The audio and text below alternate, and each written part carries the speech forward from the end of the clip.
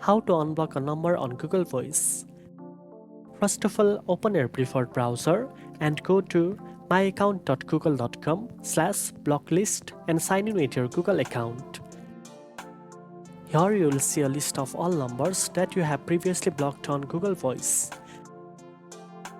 Browse through the list to locate the number you want to unblock.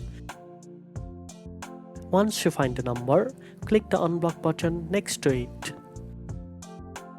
A confirmation pop-up will appear asking if you are sure you want to unblock this number. Tap confirm to complete the process.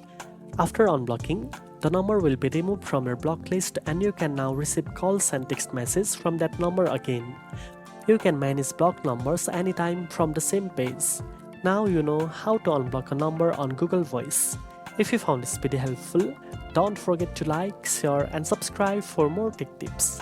Thanks for watching and I'll see you in the next one.